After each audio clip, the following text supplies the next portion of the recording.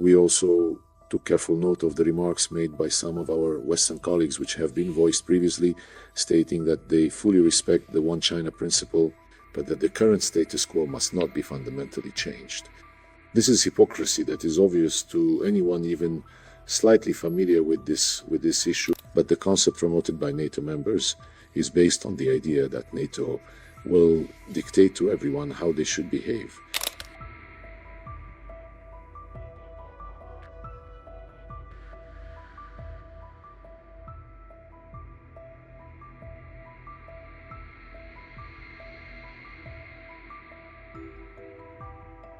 Good afternoon. Here in Kuala Lumpur, we are holding an event under the auspices of ASEAN. These are annual events, currently at the ministerial level, and in the fall, summits will take place. There are three main formats: the Russia-ASEAN Dialogue Partnership. Yesterday, another annual meeting was held at the level of foreign ministers. The second important format is the East Asian Summits, which involve a wide range of countries and participants.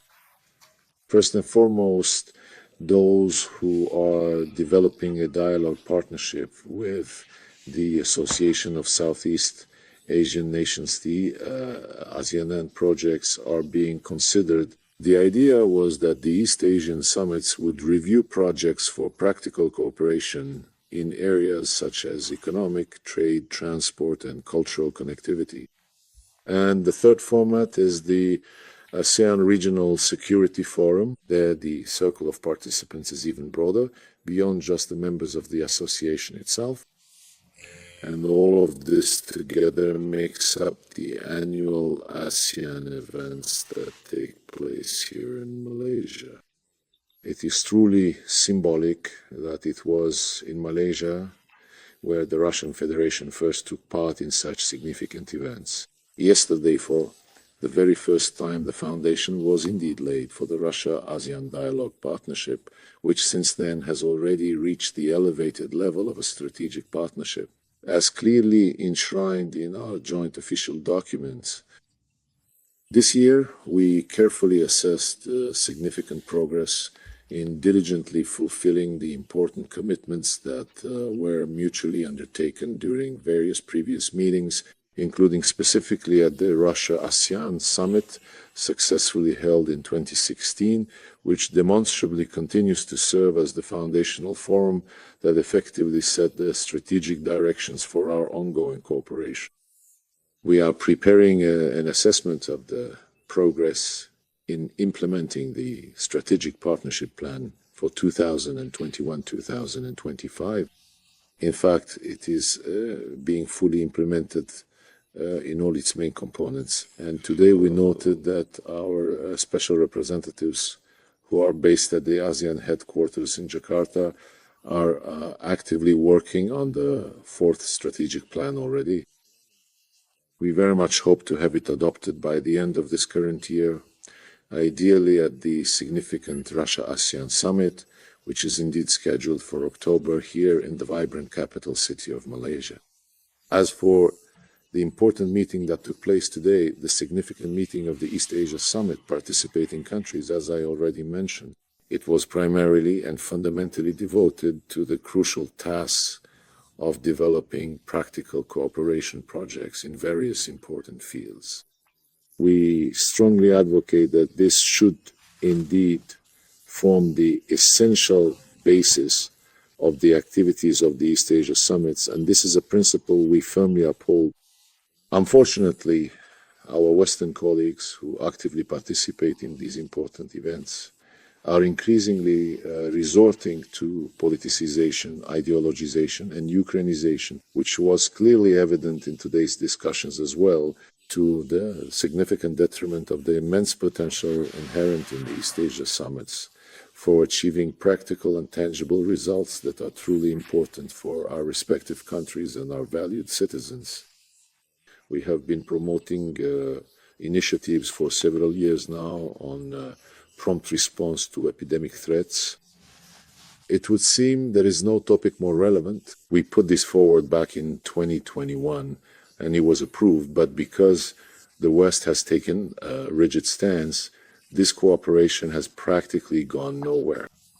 We also proposed in 2023 to develop cooperation in the field of tourism, to actively promote tourist exchanges so that the connectivity between our countries would also be reflected at the level of our societies and citizens.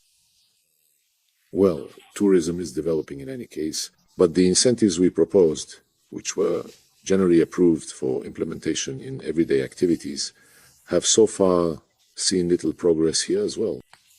We also proposed, and this was agreed upon as well, to develop cooperation in the development of remote territories in large countries, in Russia, by the way, as well as in Indonesia, Malaysia, and in the People's Republic of China and in other countries. There are remote areas where civilization has certainly already reached, but the benefits are not spreading as actively as they do in the metropolises. And this is a relevant task for everyone.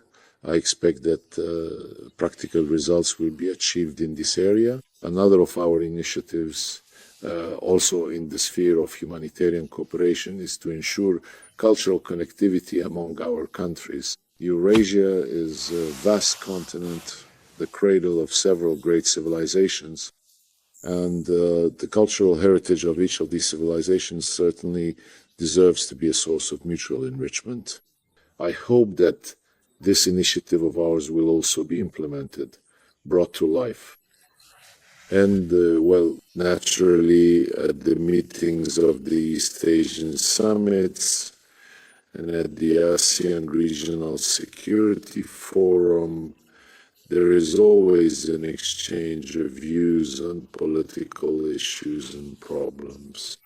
Today, all ASEAN member states and most partner countries, including the Russian Federation, spoke with great and profound concern about the ongoing and even worsening humanitarian tragedy in the Palestinian territories, where following the severe humanitarian catastrophe that was artificially created in the Gaza Strip, a very similar and deeply troubling situation is now developing in another significant part of the Palestinian territories.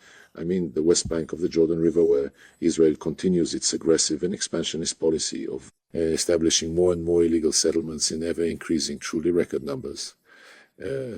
So very soon there will be nothing left of those territories where the Palestinian National Authority operates. Today I was quite surprised to read that there is already a significant project underway to create the Hebron Emirate. And this is being widely considered as the very first significant and crucial step toward truly advancing the concept of forming United Palestinian Emirates on Palestinian land. At this stage, it sounds like science fiction.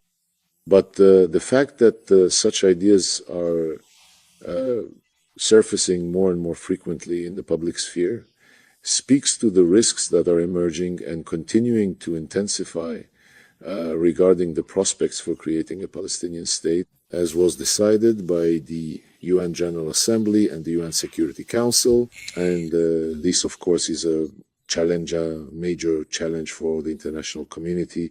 Today we also discussed and we especially emphasized the problems that were created by Israel's unprovoked attack on the Islamic Republic of Iran. This was then followed by missile and bomb strikes by the United States. This, of course, violates both international law and the Treaty on the Non-Proliferation of Nuclear Weapons, as well as the principles of the IAEA, under whose safeguards the nuclear facilities that were attacked were placed. We called for the declared ceasefire to continue without any interruptions whatsoever, and for the Non-Proliferation Treaty and the safeguards provided by the International Atomic Energy Agency, IAEA, for the facilities under its control to be upheld, despite the significant damage and considerable harm that had already been inflicted. Despite all this damage, we should try to rectify the situation and shift it into a political framework, resolving all issues exclusively through negotiations. By the way, this is indeed very important, to ensure that such dismissive actions toward fundamental and crucial documents do not happen.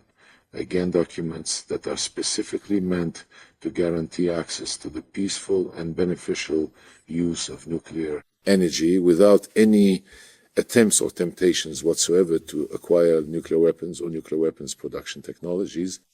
We also discussed the situation in Myanmar, where there are signs of normalization, and we support this process being carried out by the leadership. We also fully support ASEAN's dedicated efforts to assist in this crucial normalization process and to fully restore Myanmar's complete participation, its full-fledged and active participation in the important work of the Association of Southeast Asian Nations. Regarding the Korean Peninsula, we emphasize the need to avoid any provocative actions which unfortunately continue to be directed at the Democratic People's Republic of Korea, including through the strengthening of military alliances between the US, South Korea, and Japan. Increasingly large-scale military exercises are being conducted, and now even with a nuclear component. So this particular situation is also a significant source of potential conflict.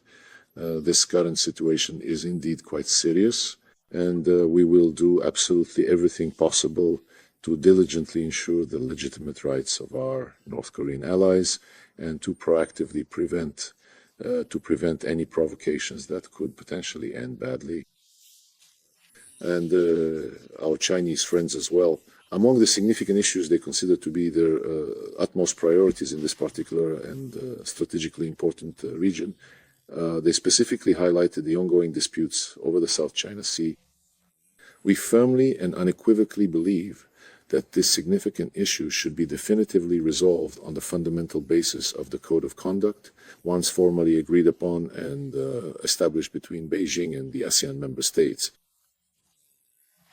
On this basis, their ongoing negotiations continue, and we consider it absolutely unacceptable for any external, extra-regional power to interfere in this crucial process. Chinese Foreign Minister Wang Yi also spoke at considerable length about the current situation surrounding Taiwan, firmly emphasizing the undeniable inevitability of a final and comprehensive settlement of the Taiwan issue based on the fundamental concept of a single unified state, that is to say, a single unified Chinese state. We also took careful note of the remarks made by some of our Western colleagues, which have been voiced previously, stating that they fully respect the One China principle, but that the current status quo must not be fundamentally changed. This is hypocrisy that is obvious to anyone even slightly familiar with this issue and with how the West is currently acting in its relations with Taiwan.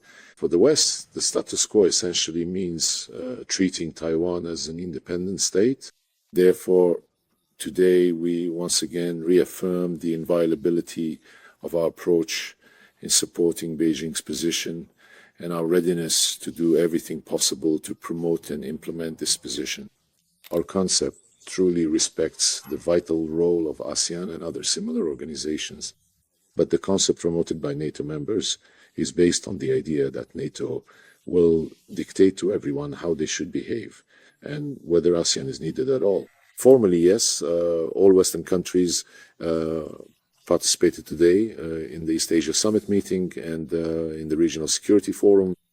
But while making beautiful and eloquent speeches, at the very same time, there are various trilaterals, quadrilaterals, and even quartets being actively created, such as AUKUS, which involves the United States, Great Britain, and Australia, specifically for the crucial implementation of the nuclear submarine project. I have already mentioned the persistent attempts to introduce nuclear elements into significant military exercises in the southern region of the Korean Peninsula. Then there's the expansive Pacific-Indo-Pacific Quartet, Japan, South Korea, Australia, New Zealand, and a whole range of other such important trilaterals. Both Quad 1 and Quad 2 are actively trying to involve ASEAN member states in these emerging formations, essentially pulling them away from the established association.